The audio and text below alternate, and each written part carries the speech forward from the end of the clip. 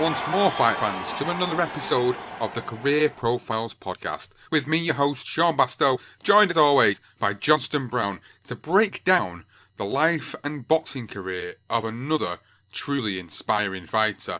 Now, before we get into this particular episode, first of all, I'd like you guys to go and check us out on social media, on Twitter at career_profiles. And if you're on Facebook, you can check out the page. The BTR Boxing Podcast Network provides all the latest episodes to all our series featuring the darker side of boxing, legendary nights, the main BTR Boxing Podcast feed, and of course, Career Profiles.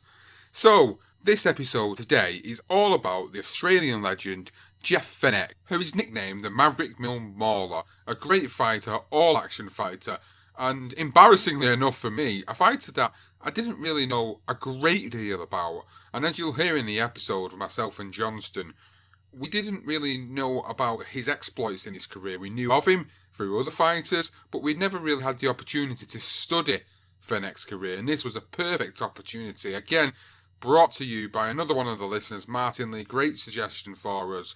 So without further ado then, fight fans, this is the next episode of Career Profiles. This is the career of Jeff Fenech.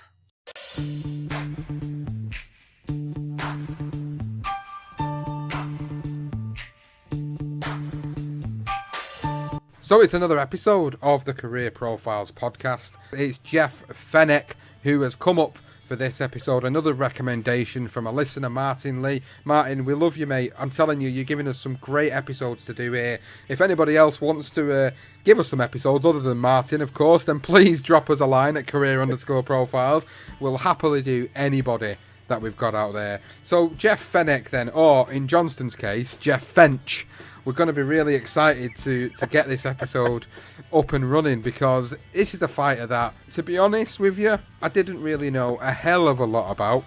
I'd heard his name floating around. I knew he'd been involved in some fantastic fights with Azumah Nelson throughout his career, but I'd never really looked into the depths of his career, what he achieved in the sport, and this was a perfect opportunity for us to do that. So I'm really excited to go through this. I'm really excited to go through his life and his times and his highs and his lows. And big thanks to yourself, Johnston, for obviously all the research you've put in to this episode about a guy who, like myself, you didn't really know a great deal about. No, Jeff Fenech is a guy that I wasn't knowledgeable about before the start of sort of collating the career profiles together. He was a name that I'd seen regularly when reading about other fighters, as you just rightly mentioned, Nelson, Azumah Nelson, and I never actually got the pleasure of actually seeing him fight. In fact, I wasn't even pronouncing his name correctly. Obviously, I was calling him Jeff Fenech. As I say, it was a lot of reading I was doing, and his name kept cropping up, and I just didn't really read the name properly. So thank you, Martin Lee, for putting this request in for this profile, because I was able to learn about a new boxer that I never knew much about, and the fact that he was as successful as he was is quite remarkable. That I didn't really know too much about him and how successful he was. So a great career profiles for us, and a new fighter that I didn't know about that I'm now a fan of. But that's brilliant. So again, thank you, Martin Lee. The beauty of career profiles, of course, is that we're able to bring the listeners the stories that we didn't know as well, and stories that wasn't always easily accessible. So this is going to be a great episode, and I'm really excited to get started. And of course, we always go through the career profiles of these fighters inside and outside of the ring in a chronological time order. So we're going to start at the beginning, when Jeff Fenech was born on May the 28th in 1964, and it was in St. Peter's, Sydney, Australia. Now, his parents were post-war immigrants from Malta, which is a tiny island in the Mediterranean, and they were subjected to some of the worst bombings during the Second World War. And in March and April of 1942, Fenech's parents, Paul and Mary, grew up during the horrific Blitz that saw more German bombs fall on that tiny country than London in the whole year, and they helped search for bodies each morning amongst the rubble. Now, when they arrived in Australia, Paul Fenech was already suffering from ill health.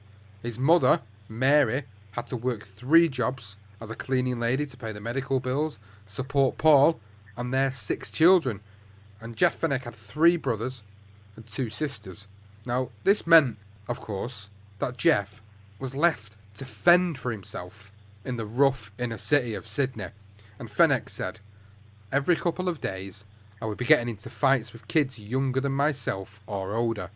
I just wanted to prove that I was better than the other person. I was always fighting in the park, so as soon as I started going straight, I made sure I left here." Interesting start for his family. And Fenech was also a very keen rugby player. Now, when he was a kid, he had this burning desire to always win, even as a youngster. Now, his mum did reflect on an incident when he was a very young lad that demonstrated his will. And she actually said, one day when we were at the football fair, Jeff lost the game and he was sitting down crying his eyes out. So his daddy smacked him. He said, "Come on, Jeff, all teams have to lose." And he said, "No, the boys made me lose the game because they weren't playing their hardest." So just to throw in there the fact that as a fighter, Jeff had this will to win. We'll discuss that. And as a young adolescent, he obviously had that same ideology from very early in his days. And Jeff admits to misdemeanours at the age of 12. He was involved in a nasty brawl at a train station, which got him sentenced to 2 months at a reform school. And Jeff and his brother Henry also did some time in a boys' home after another gang fight. And he did say, he said, "Yeah, I got into trouble a few times. As a juvenile, I got locked up for assault. I was in the wrong place at the wrong time, and we got into a fight." Now, Fenech was at a turning point in his life when in his teens. It would either be a bleak life of crime, or he could find a distraction where he could channel his aggression. And he said, "To be honest, if I wanted something when I was growing up, I usually had to get it the hard way." Now, in a story by Pat Charles, a former policeman, he spoke of the problems Fenech was having. He attended a complaint from a resident, and when he arrived at the property, Jeff had gotten into a dispute in the park and had a group of people locked up in their house who were terrified to come out because Jeff was ready to beat them up. So at this age already, he's getting himself into trouble, going down the wrong path, as we hear in a lot of the career profiles that we do. We do hear of a lot of these fighters going down the wrong path before they're guided into the right path. And it's another instance here with Jeff Fenech and his life where he was always getting involved in fights with people, but this was another level. It was, wasn't it? And clearly he was on the wrong road, and he was ready to.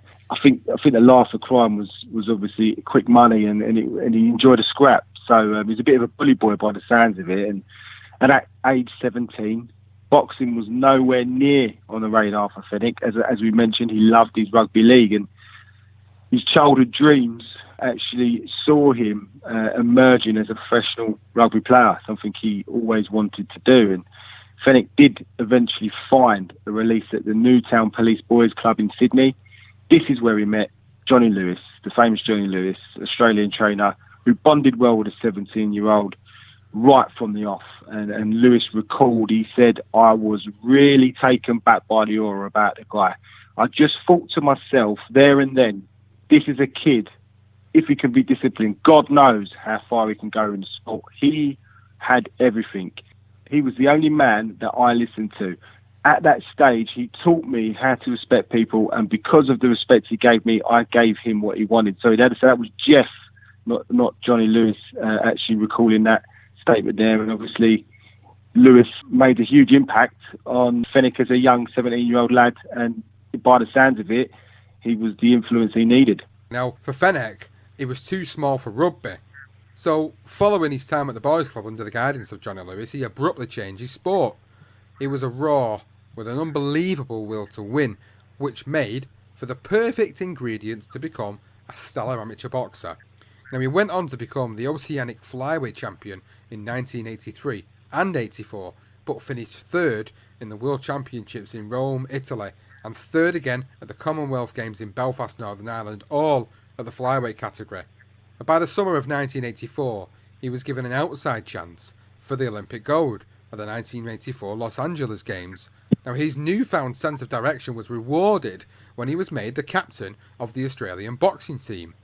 His strength of mind was given a turn test at the Olympics when he lost a very controversial quarter-final bout against Yugoslavian Recep Kozovki. Fenech was initially given the decision, but after intervention by the Olympic Boxing Committee and a total recount, the decision was reversed, with Red Zabotsky being awarded the win, robbing Jeff of the chance to fight the American and eventual winner Steve McCrory. Now, many of the other boxers and those in the press felt that Fenech had been robbed of a chance to win that Olympic gold medal, and most boxing writers noted how political amateur boxing was, especially at the Olympic Games. And he said, "As much as I would have loved to have won a medal for Australia, everything happens for a reason.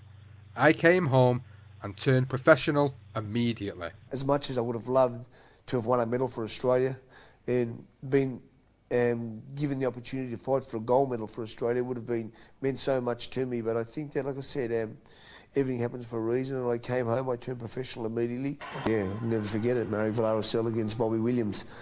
This guy had 60, 50 professional fights, saying that he was going to beat me up and this and that. But like I said, Johnny was very confident in what I could do as a professional prior to me turning professional, because I had sparred all these guys and I had no problem handling them. So I don't know where they got the confidence or the cockiness to go out and say that they were going to beat me. But I let Bobby hit the canvas about 3 times and the fight was over in the second round, I think. Yeah, so on his return, Fenech moved south to Melbourne, which is something he did mention earlier, that he would move out of the area as soon as he found something that he could get his teeth into. Melbourne is the coastal capital of Australian state of Victoria, hence where we adopted the name, the Marrickville Mauler. And despite the high publicity of him being robbed in the Olympic Games, he fought his first professional bout in front of an attendance of only 300 spectators on October 12, 1984. He knocked out journeyman Bobby Williams, who was 24, 32 and 13 in the second round at the Marrickville RSL Club in Sydney. Now, in his corner was Con Sindelopoulos. He was a childhood friend with learning disabilities, and he remained in his corner throughout, and it sort of showed a softer side to Jeff. And Jeff called him, he was just known as Jeff's little mate, Con was, and he was a permanent fixture in all of Jeff's fights throughout his career. Now, Fenech spoke of his first fight in the professional ranks against Bobby Williams. He said, "I will never forget it. My first fight against Bobby Williams, this guy had 50, 60 professional fights, saying that he was going to beat me up. I knocked Bobby down to the canvas 3 times before the fight was over in the second round." Now, in just his third professional fight, 1 month after turning pro, Jeff knocked out Queenslander Junior Thompson, who was 6 and 7 in 4 rounds, to win the vacant Australian super flyweight title once again at the Marrickville RSL Club in Sydney. Another knockout victory later, and Jeff stepped up in class and weight, fighting for the Australia New South Wales State Bantamweight title and vacant South Pacific and South Seas Bantamweight title against Wayne Mulholland, who was 20 and 7 and in February of 1985 at the Depato Rugby League Club in Depato. Fenech knocked down Mulholland in the 5th round, but while the referee was still counting, his handlers threw in the towel. Bill Morday, aka Break Even Bill Morday, who was a newspaper reporter, horse rider identity and magazine publisher, was in the crowd that night and saw something in this young kid, Jeff Fenech, so made an offer to become his promoter. Now, Morday said he was tough, super fit, had a bit of a beast in him, and not a devastating puncher, but he threw them often, and they landed with such consistency that you feel like you'd been run over by a steamroller. Now, in Fenech's first fight under his new promoter, Bill Morday's Classic Promotions, or BMCP, he knocked out Rolando Navarro, who was 11, 7 and 2 in front of 4,000 spectators at the Hordine Pavilion in Sydney. The Filipino was counted out after a typical sustained attack from Fenech in the 4th round. Morday called the fight David versus Goliath, due to Fenech's much bigger physique compared to his opponent. Yeah, so already, 4,000 spectators from 300. It's looking like, he's clearly getting some attention and still only 6-0. Mordy promised Fenech a title shot if he was successful against Navarro. And obviously he was. Luckily, the new and unestablished International Boxing Federation, as we know at the IBF, were looking to market their new organisation in the South Pacific, and Mordy struck a deal to fight Japan's tricky southpaw Satoshi Shinaki, who was 8-1-1. He was actually making his second defence of the title as well, the IBF title that he had basically picked up a couple of fights before. On April 26, 1985, at the Haldon Pavilion, once again, Shingati proved to be no pushover and took the early rounds until Fenech started to force the action with his relentless pace and pressure fighting, which is something, if you haven't seen, watch this fight. He is relentless. He's absolutely relentless and exactly spot on. He was like a steamroller. That was a great expression of what Fenech was like as a fighter. Now, after an exhausted Fenech finally stopped Shingati in the 9th round, he fell to the canvas in pure joy and relief. Jeff said his adrenaline and his will to win got him through the fight. He also said, "I don't know if it was a dream come true or not, because I never dreamt of becoming a world champion." Clearly looking at the rugby league, that was his main dream. But it was an amazing feeling. And in just 6 months and 7 fights, Fenech became the second fastest in boxing history to win a world title behind only Leon Spinks. And Team Shingati, on the other hand, said that the fight had been stopped prematurely and their man should have been allowed time to continue. So it's amazing to see what Fenech did at that early point of his career. Being able to win a world title so soon in his career is something that, if you didn't already know that about him, it kind of makes you feel a bit more empathetic to what he wanted to do in his career. He didn't want to initially become a world champion, he wanted to be a rugby league player. But then to go on and do what he done initially at that start of his career is pretty phenomenal. Now, due to the controversy with the stoppage in that first encounter, a rematch was drawn up to fight again in August, but Fenech wanted to keep active. So he fought solid Filipino John Matsinenza, who was 12-1, and Liverpudlian John Farrell, who was 9-1, in 2 warm-up fights before making his first defence at the State Sports Centre in Sydney. Fenech stopped Matsinenza in 6 rounds, and a month later Farrell in 9. The rematch and first defence of the IBF Bantamweight title ended in a 3rd round stoppage due to a severe cut in Shingaki's eye. Now, in a straightforward non-title win against the time waster Kenny Butts, who was 7-1, who refused to come out of his corner for the 2nd round, it was time for mandatory unbeaten challenger American Jerome Coffey, who was 26-0 at the Sydney Entertainment Centre in Sydney. Now, this would be the first time that Fenech went the 15-round distance against a skillful and highly rated American. It was a jabbing game in the early exchanges, but then Fenech became more aggressive as a fighter throughout the fight and began to beat Coffey to the punch and outwork his opponent. All 3 judges gave Fenech the decision, who retained the IBF Bantamweight title in what was an entertaining fight that is well worth a visit on YouTube. Now, this victory cemented his status on the international boxing scene, and he was now considered to be a worthy champion with a legitimate record with only 12 wins and 11 knockouts. Wow, I mean, that is unbelievable, isn't it, really? 12 wins, 11 knockouts. He's already an IBF world champion, and he's defended it as well. Brilliant. Now, with the belief that no one in the division could trouble the 21-year-old Jeff Fenech, attention's turned to the former WBC bantamweight champion Daniel Zaragoza, who was 28-3. Now, he had recently lost his title in August of 1985 against Colombian Miguel Lora. The legendary Mexican southpaw was confident that he could knock out, as he put it, the loser who was making a lot of noise. Now, it would be a non-title fight because Fenech's team wanted to gain some recognition within the WBC, and it turned out to be a gamble that paid off, with Jeff winning almost every round by unanimous decision over 10 rounds on April 11, 1986 at the Entertainment Centre in Perth in Western Australia.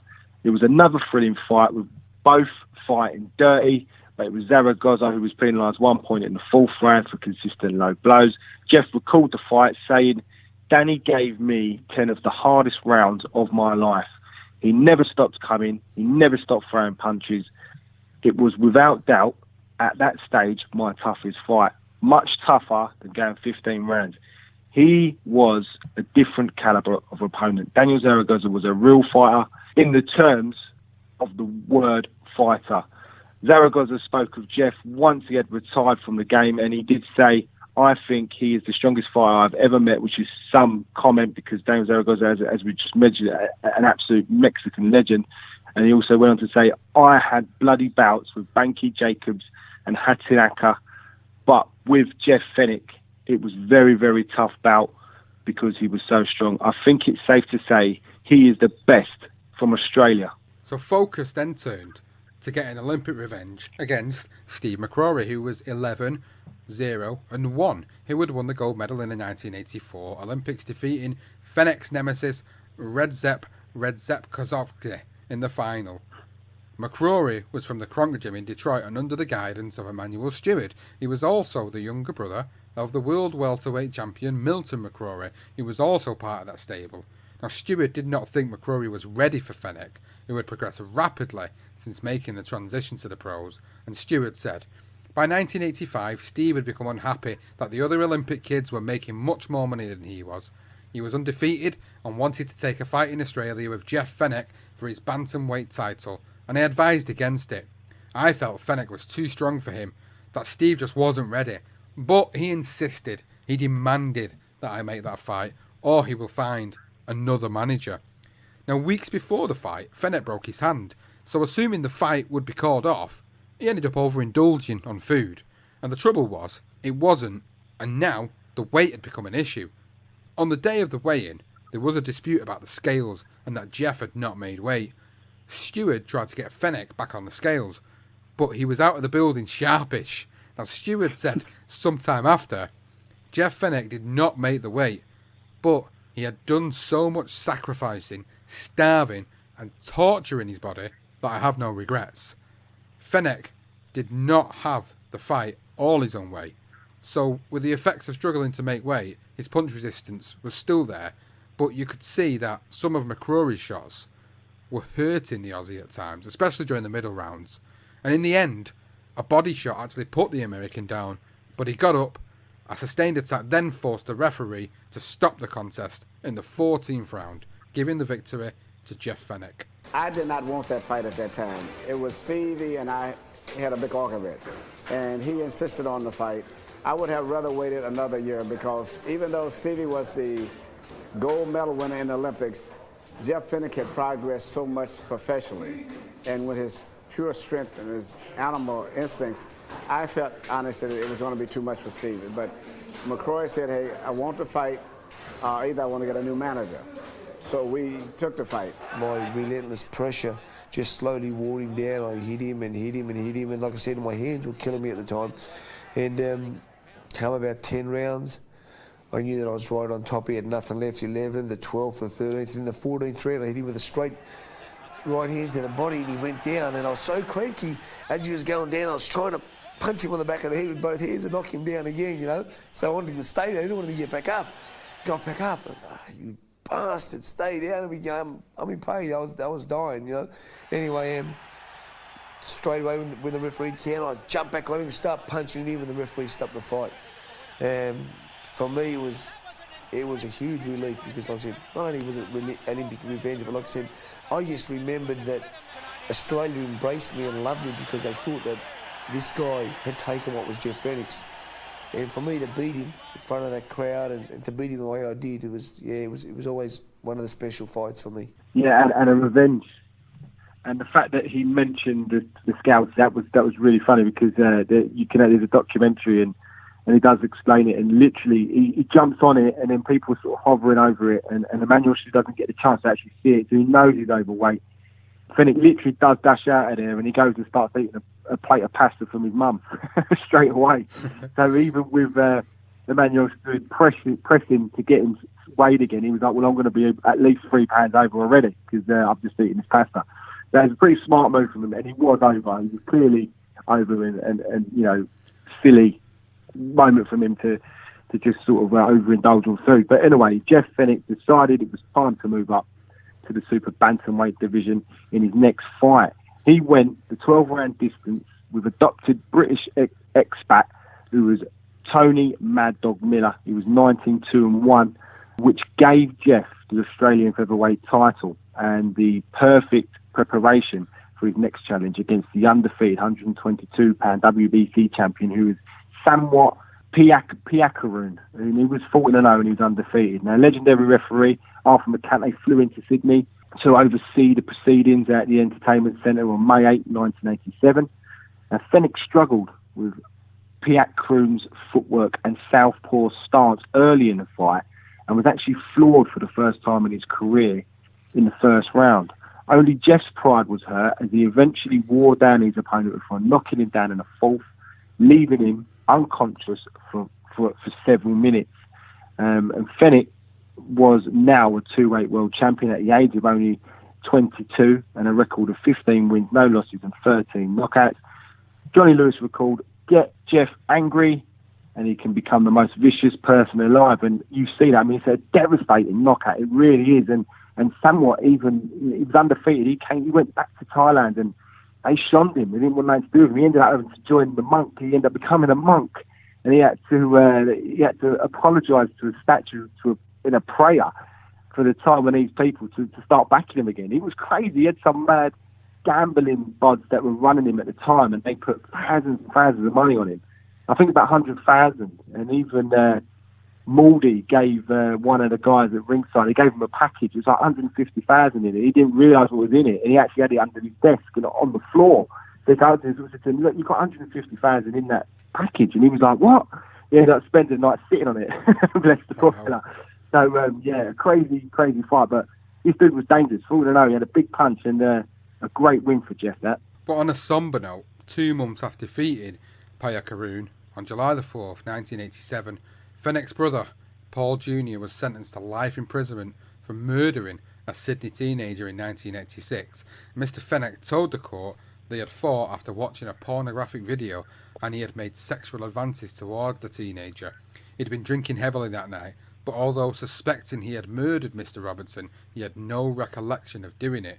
And Jeff had to actually give evidence in that particular trial, and that must have been absolutely devastating to not only know that his brother essentially committed murder, but then had to stand up in front of court to be able to do that, essentially giving evidence against his brother in some respects. I mean, I don't know the context of what evidence he gave, but it must have been absolutely devastating for him to do that. Now, despite the distraction of his brother being convicted of murder, Jeff made his first defence of the WBC title 1 week later and beat Greg Richardson, who was 22-2, into submission in the 5th round at the Entertainment Centre in Sydney.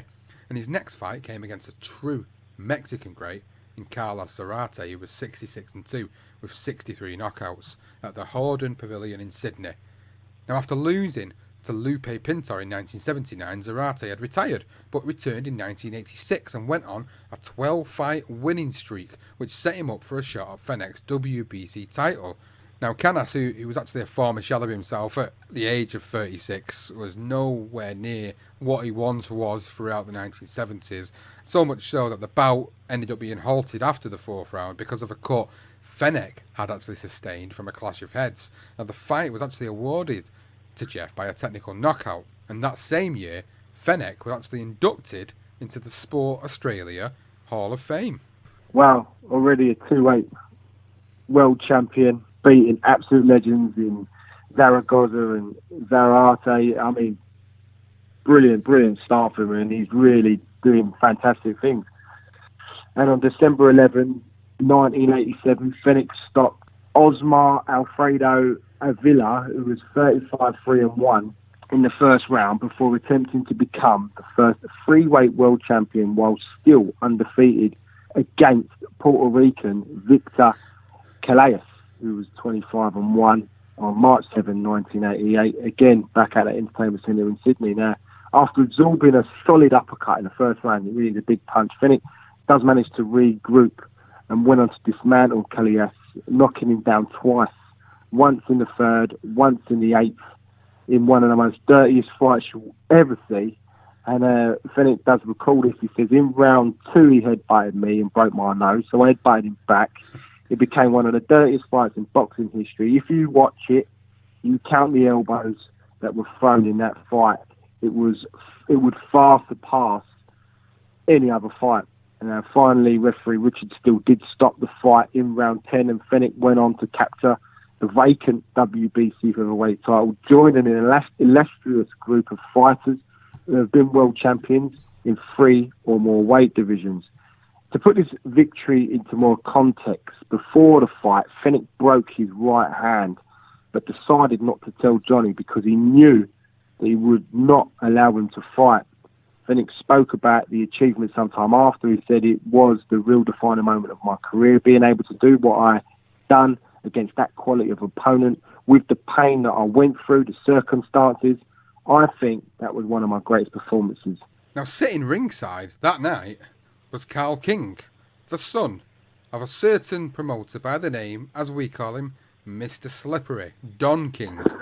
And he would play a part in Fenech's super fight in 3 years' time. Now, just days after the Callas fight, Paul Fenech Sr. died at just the age of 56 after a long battle with heart disease.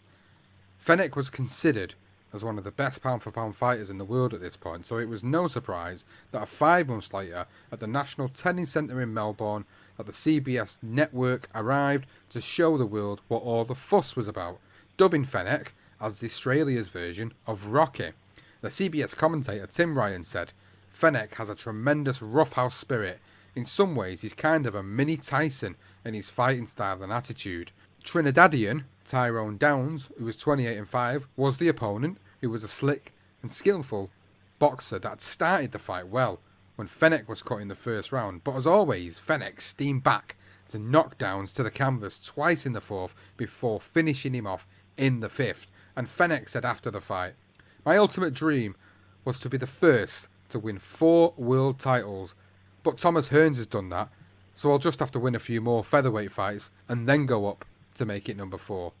Now, back at the National Tennis Centre in Melbourne on November the 30th, 1988, Fenech made the second defence of his WBC featherweight title by stopping the highly rated and very confident Georgia Gogo Navarro, who was 17-2, in the fifth after putting down the American twice in the fourth round.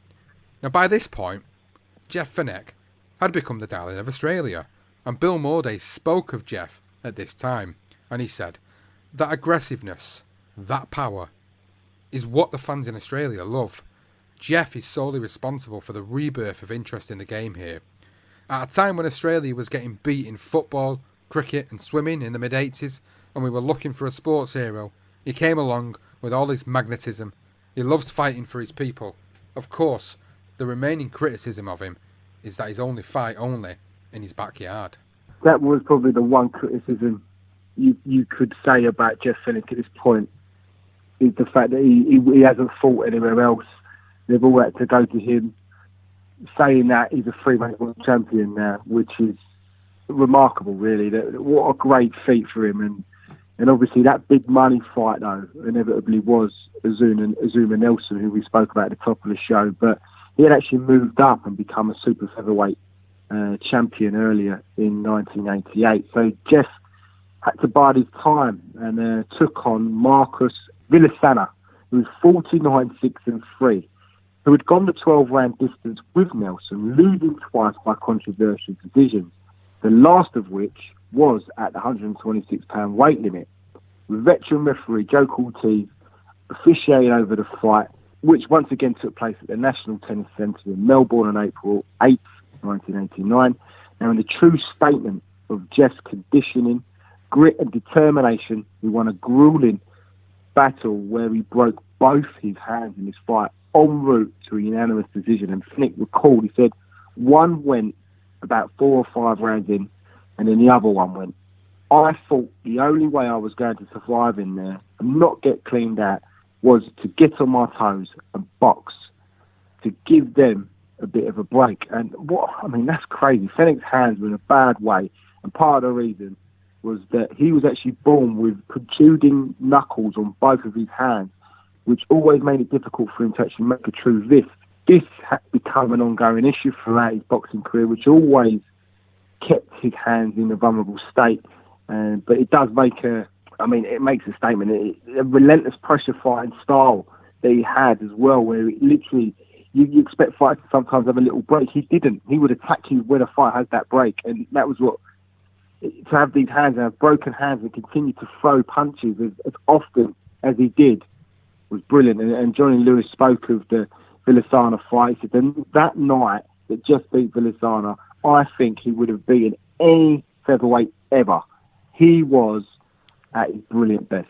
I could have, stopped at any time, made an excuse, because he hit me with some big punches, but I think it was it was a real defining moment of my career, being able to do what I'd done against that quality of an opponent, with the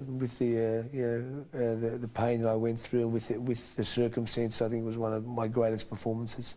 Now, following the victory, Fenech shockingly announced his retirement from boxing at the age of only 24. In an emotional press conference, Fenech said, "I want to announce today that this was my last fight. I am now officially retired. I just want to thank you all, but I've had enough." The assumption was that his hands would have been the reason for the decision, but in actual fact, it was behind the scenes battle of wills that put Fenech under pressure, so he opted to stop it by calling it a day. The dispute was between his promoter Bill Morday and his new management group IMG. Now, Fenech spoke of this years later, saying, "I opted to leave because of the pressure that I felt Bill Morday and IMG put on me at the time, more so Bill Morday." Fenech turned his attentions and dreams to rugby league, where he's got his chance to lace a pair of footy boots in 1989 for a brief stint for the Parramatta Eels. The money wasn't great, and he did get more attention during the scrums than he probably wanted, with the odd punch thrown in on the blind side, of course, with him being a boxer. And he actually said, "I'll never forget going on against Cronulla, and I could feel those punches coming in the scrum straight from the second rower." On June the 24th, 1989, Jeff travelled to Atlantic City to watch his fellow native Jeff Harding fight light heavyweight champion Dennis Andres for the WBC title. It was that night out, at the fights with friend Mike Tyson and Donald Trump, plus witnessing Harding become the first Australian light heavyweight to win a world title, that convinced him to return to the ring. In a conversation with Mike Tyson at the Harding fight, he said, "Rest your hands and come back. You have too much talent to retire." Now, this is Mike Tyson telling him that. Johnny Lewis wanted Jeff to stay away from the ring, but knew it wouldn't be long until he buckled under the pressure to return to the ring. And he said, "I had hopes that retirement would be a happy ending to his story, but I knew the pain would eventually go, and he'd won a fourth world title. A lot of guys are called born fighters, but Jeff really is a born fighter." With that assistance of Mike Tyson and Donald Trump, interesting. Obviously, Mike Tyson at this point become a friend of Jeff Fenech as well, and we will mention that later on in this career profile. And 3 months after his retirement, Jeff was back in training, but due to the pounds he had put on during his spell in rugby league, he returned at super featherweight, and he went straight into eliminator for Azumah Nelson's WBC title. Now, Fenech weighed in at 132 pounds against one of the best Mexican fighters to never win a world title, in Mario Martinez. It was 47-5-2. Now, this fight was on November 24, 1989 at the International Tennis Centre in Melbourne, and Fenech was knocked down with a solid left hook, which and broke his right hand on the way to a unanimous decision with scores of 116-112, 117-113, and 120-109. Now, Bill Mordy said that he was lucky Martinez was intimidated. Jeff got through this on reputation. And just before Christmas, Fenech actually underwent surgery on his right hand, the 5th operation of his career as well. While in recovery after his fight and surgery over the Christmas and New Year period, Jeff became a father for the first time with his fiancée Tanya Foster, who gave birth to their son Beau.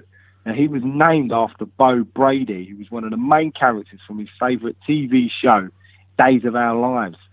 Jeff would even reschedule training around the show, and he actually said, "Joe Lewis wanted me to train at 1 o'clock every day, but I make him wait until 2:30. The soapy comes on at 1:30, and I don't want to miss it. I never like to tape it when I can cancel an appointment and be home for it." The only problem is that we see the episodes a couple of years after they come out in the States. So he's obviously a die-hard fan of Days of Their Lives. And Jeff would eventually marry Tanya. They would then split in the 90s. And then Jeff did have a daughter, Jessica, later in the 90s. And I believe it was with his wife now, Susie. They've been together for like several years. But I couldn't quite get that. I'm not 100% sure it is her daughter or not. But either way, he did have Jessica as well. And back to the boxing. And with Azumah Nelson moving up to the lightweight division to take on Pernell Whitaker, Fenech had the opportunity to fight for the vacant WBC super featherweight title live on ABC TV against Puerto Rico's Juan Laporte in May 1990, before getting rescheduled to July, only for glandular fever to strike, resulting in the fight being cancelled. Watching the soaps and reading the daytime TV magazines helped Fenech pass the time during his layoff, but the inactive months also left him with plenty of time to contemplate his uncertain future, and Fenech said at the time, "I don't know if I can describe the frustration of knowing the hands might get injured again. It drives you mad. I just have to keep hopeful, but eventually this is going to shorten my career." Nelson replaced Fenech, returning back to the 130-pound division after his failed attempt at the lightweight division to face Juan Laporte in October of 1990 in Sydney, Australia. Now, Nelson won by a comfortable decision. Now, while injuries kept Fenech out of the ring for longer, 14 months to be exact, until he made a return against the Canadian John Calbin, who was 22-11-2, and he stopped him in 4 rounds in Adelaide in January 1991. Now, Jeff Fenech had an impressive record at this point of 25 wins and 19 knockouts, and was a 3-weight world champion, and had done it quicker than Sugar Ray Leonard, Thomas Hearns and Roberto Duran. Yet he was still the wonder from down under amongst the casual fans, rather than the thunder from down under, mainly due to every one of his fights but one taking place in Australia. Now, Bill Morday had once said he loves fighting for his people. Of course, the remaining criticism of him is that he only fought in his backyard. Even veteran promoter Bob Arum said, if he wants to be a real star, he'll have to come to the US. Maybe he'll make less money than he would in Australia for his first fight or two, but he'll become the more famous and make more money in the long run. Yeah, so for whatever reason, it took a while for Jeff to make his American debut, and when he did, he finally was matched against the Ghanaian boxing legend in Azumah Nelson. He was 33-2 on June 28, 1991 at the Mirage Hotel and Casino in Las Vegas. It was the outside building, or it was outside, next to the building, with distinguished referee Joe Cortez calling the action, with the fight on the undercard of Mike Tyson against Razor Ruddock, their rematch, obviously at Caesar's Palace. That would have been on after. Now, before the fight, Fenech was in chronic pain with his hands and remembered the weeks leading into the fight with Nelson. He said, a friend of mine, a doctor, injected my hands with arsenine just before the fight to numb the pain. As I was holding one hand with the other, he stuck the needle all the way through my left hand, through the knuckle, and into my right hand. True story. Man. Wow, that's mad. Nelson started the fight fast. He started a lot faster, but he also seemed to be a bit worn down and ineffective by Fenech's swarming attacks and his relentless persistence. Now, it looked close to being stopped in the final round, but Nelson made it through to the final bell. Jerry Roth scored in favour of Fenech, which was 115-111. Miguel Dante scored the fight to Nelson, 112-116, and Dave Moretti called it a draw, 114-114. Now, after 12 ferocious rounds, the bout was controversially declared a draw, with many of the boxing press who were present, as well as Tyson, claiming that Fenech had been robbed of a clear win. He actually said, what more do they want me to do? Only in America, he said. Now, only America is obviously a phrase often applied to the career of Dodgy Don King. Yes, Mr. Slippery himself, with many convinced that King was the cause of another favourable decision for Nelson. He was the promoter of Nelson at the time, and Fenech did reminisce some time after, and he actually was a little more, wasn't as angry, I should say, and then he said, I had never been hurt in the ring in my life, but after that draw of Azumah Nelson in Las Vegas, I suddenly started to feel the punches. Nelson would actually later claim that he fought the bout days after catching malaria, which was the reason why he felt worn down during the fight. I was very embarrassed when I saw that decision, because there was not the slightest doubt in my mind that Jeff had won. You were embarrassed? I was embarrassed, because whenever you see something going wrong, whenever you see someone like Jeff putting his heart, his enthusiasm, his thinking of victory, and doing everything to win. And then see that the judges didn't see him win, and they issued a draw, I believe. It was so sad for me, because there's nothing worse than injustice. But I still went out there and I totally dominated Azumah Nelson for at least 9 out of 12 rounds. I mean, the more I watch the fight, the more easily I win it. I'm not sure what Azumah Nelson says, but the one thing that when you're in a fight with somebody, you always know at the end of the day who wins. You know who gets punched in the face more, who gets hit more. And had it been 15 rounds like the old days, I would have knocked Azumah Nelson out without any doubt. I think that night they not only robbed him of the World Championship, I think they robbed him of his heart and soul. I think that was all left in that ring in Vegas. I don't think we ever saw the real Jeff Fenech again after that encounter. Wow, so it's a very interesting case of judges' scorecards playing a factor on it. And, of course, Don King was involved in this. And whilst he put on some amazing fight cards over the many years he's been involved in the sport, he was also a dodgy bastard. And let's be honest, we know he was a dodgy bastard. Now, a disappointed Fenech returned to Australia, and after comfortably beating Argentinian Miguel Angel Francia 32-9-6 on points, Nelson travelled to Melbourne to offer Fenech a rematch and another chance to become a 4-weight world champion. Now, Jeff Fenech was back in Melbourne for the return showdown with Azumah Nelson, who was 33-2-1 for his biggest payday in front of the biggest crowd in Australian boxing history at the Princes Park football ground on March the 1st, 1992, with the referee Arthur McCante contesting the bout in front of 38,000 fans. The fight was named the Ring Magazine Upset of the Year for 1992. Now, in a completely contrasting encounter from the first fight, Nelson actually dropped Fenech in the first, the second, and the 8th rounds before Arthur McCante waved it off. Now, Fenech always looked fragile throughout, although still busy. His punch resistance was weaker than normal, maybe one class too many in weight. After the fight, Nelson said, "Fenech is a boy, I am a man." Fenech didn't counter that comment. He was very aware of his decline, saying, "You can fix your knee, you can fix your hand, but you can't fix your chin." Yeah, I think it was probably one weight class too many. Saying that, he got the draw that seemed to be. I did watch the fight. I watched a massive chunk of it. I still haven't sat down and managed to watch the whole thing through. But from what I see in that first fight, he deserved to probably get it. I probably do really need to sit down and watch it. But by the sounds of it, it wasn't. There's no way. I don't think it was a draw. I have to look back on it again. But I think he was robbed to be a 4-weight world champion. And on his debut in America as well, he must have been gutted. Now, obviously, in the disappointment, I think it killed him, and his hands are affecting, and Nelson knocks him out. I think that's just what happened. Now, although we don't have the specific date, but the relationship between Bill Mordy and Jeff Fenech did eventually split on a sour note. The sort of thing we are all too familiar with when we are doing our research for our career profiles. Now, rumour is they split because Fenech alleged that Mordy had taken the lion's share of profits from his fights, but forgetting, as many people have mentioned when you do a bit of research on Mordy, he also had taken the lion's share of losses himself.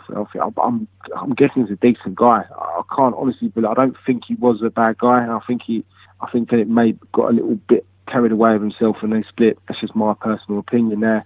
People speak of the good Jeff, the bad Jeff, the Jekyll and Hyde, the complex and misunderstood character his friends would say.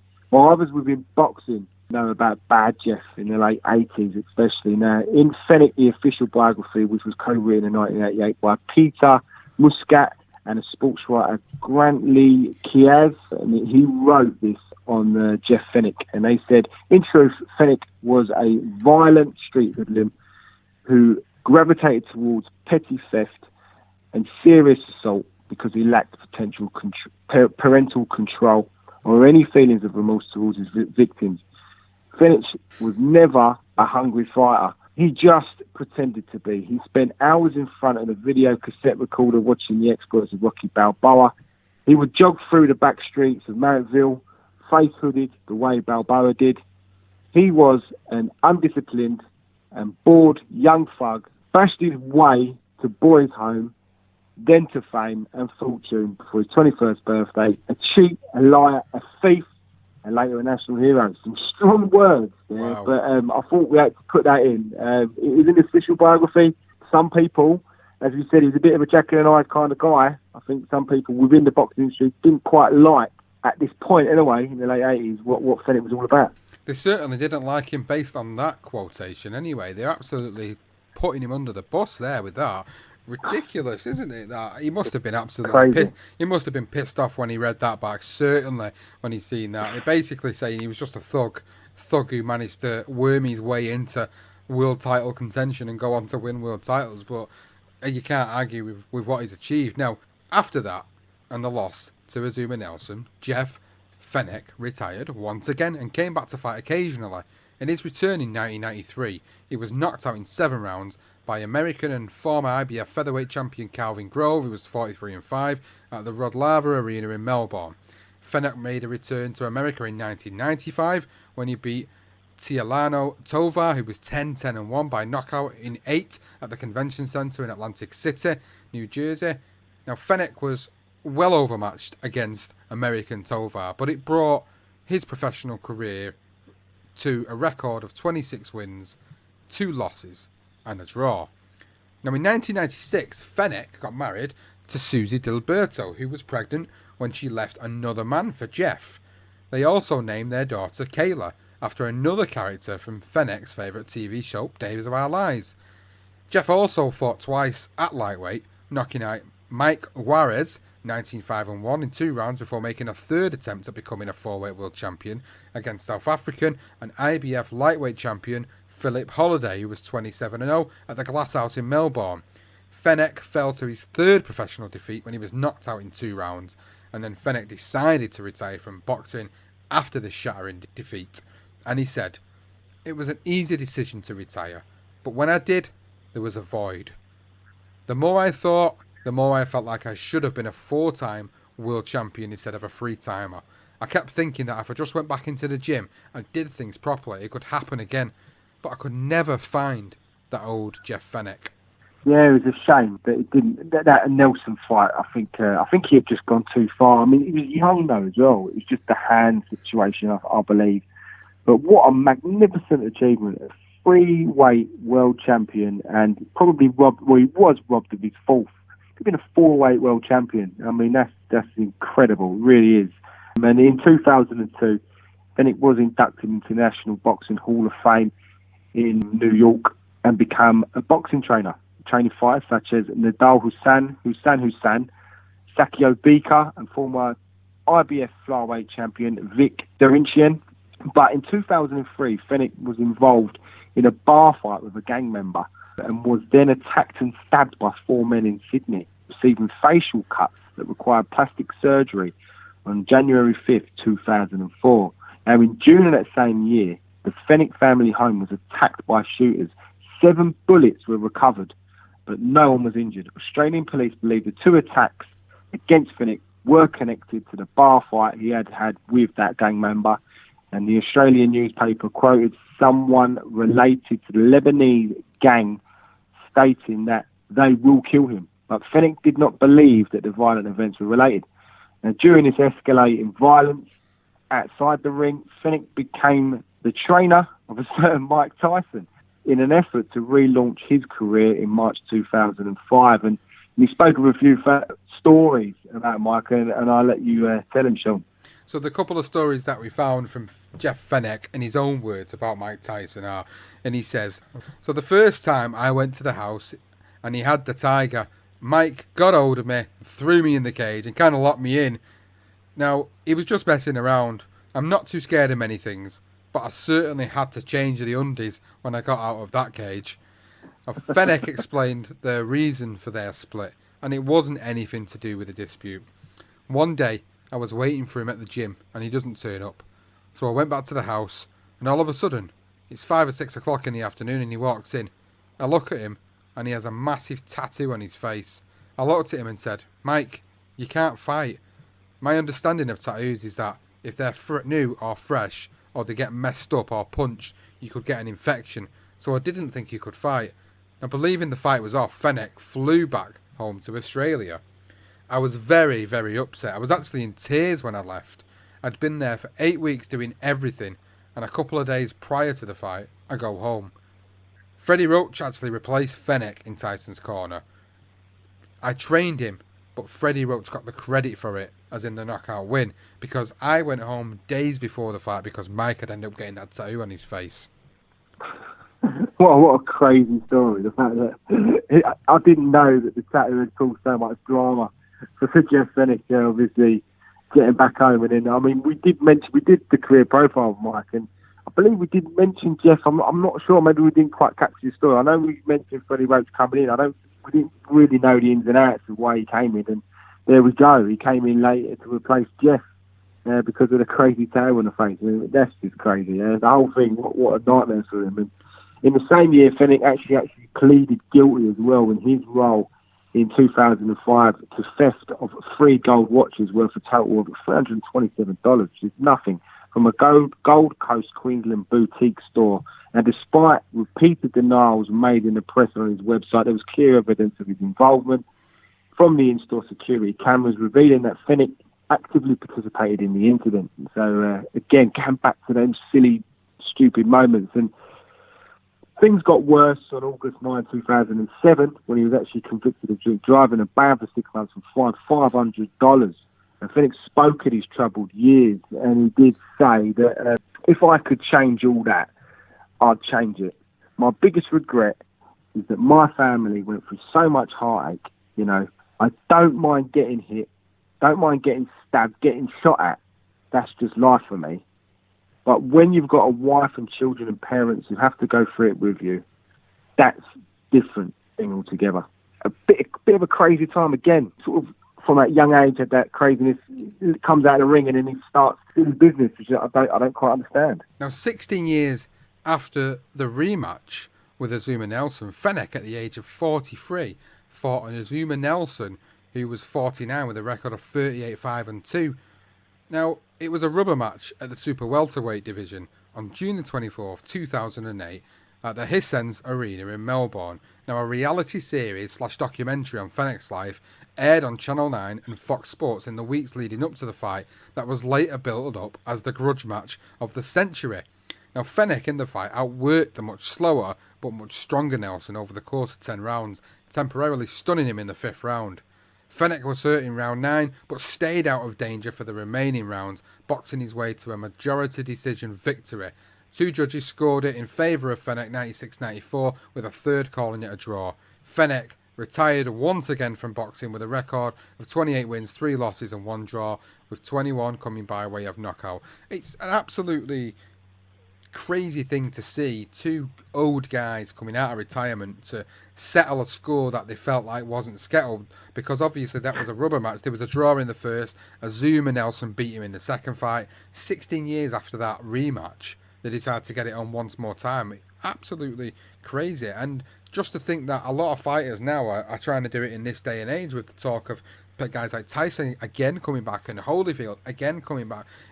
These guys sometimes just can't let it go. There's always like this fire that's burning inside them to get that unfinished business finished. Yeah, it really is a strange one. And Jeff Fenech did actually say, you talk about Mike Tyson, he said if Mike Tyson does return, he reckons he knocks Wilder out. So Fenech is obviously on the bandwagon of Tyson making a return. And crazy, I don't get it. It seems very strange to us, but I suppose it is. It's just something it's like a nagging feeling in them, and they, if they both want to do it, they did it, and it got a little reality series documentary out of it as well, so they earned a bit of money, I suppose, and the third one was settled. But in June 2008, Fenech won the Shane Warne 8 Poker World Series of Poker Celebrity Bounty event at the Crown Casino, and Fenech now appears at poker events around the world, including the Aussie Millions and the World Series of Poker.